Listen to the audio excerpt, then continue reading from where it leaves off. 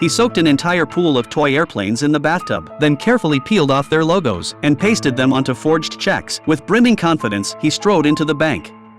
Excuse me. I'm sure you hear this all the time, but you have the most beautiful eyes I have ever seen. His smooth talk and flawless handsome face successfully swindled him his first pot of gold in life. And this year, Frank was only 16. Having tasted success, he became unstoppable from then on. Using mass-produced fake checks, he scammed over $4 million, hailed as the most brazen fraud artist in American history. But even such a formidable con man was bullied by the school bully on the first day of school. When he walked into the classroom, the bully mocked him again, saying he dressed like a substitute teacher. This comment sparked Frank's imagination. He decided to go all in. He walked up to the podium, picked up the chalk, and wrote down his name. Frank pretended to be a substitute teacher with flair. His authoritative tone successfully fooled the students. He even dragged the bully to the front of the class, forcing him to recite the lesson. His terrible French made everyone burst into laughter. Not only that, Frank calmly tricked the real teacher into leaving. I always sub for Roberta. Excuse me, why aren't you reading?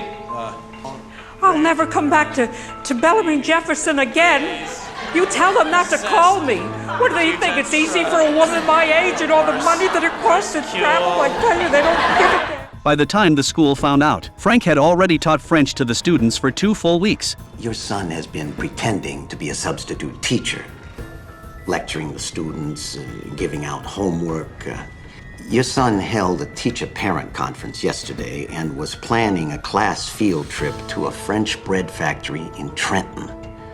But his father, instead of reprimanding Frank, actually showed a satisfied smile because his son's genius-level conning skills were inherited from himself. But it was also this year, Frank's father became a successful member of high society, wealthy and well-off. But luck was not on his side. Overnight, a financial crisis erupted, leaving him deep in debt. So he went back to his old tricks. Darcy, is this yours?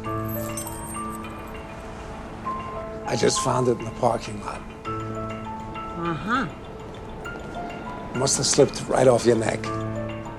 Old Frank's necklace tying technique never failed. Just like that, he rented a set of expensive suits for his son, under the guise of a luxury car and driver. The bank manager received him like a VIP. But no matter how silver-tongued old Frank was, the bank manager refused to loan money to a tax evader. Old Frank's hopes of turning things around were dashed. His funding completely dried up. He had no choice but to sell his car and house. The family fell from grace. His wife was used to a life of luxury, so they divorced right in front of Frank and placed a cruel choice in front of Frank, letting him decide who to follow. The once happy family shattered in an instant. Frank found it hard to accept. He chose to run away from home. He rushed to the train station like a madman, using a check to buy a ticket to New York.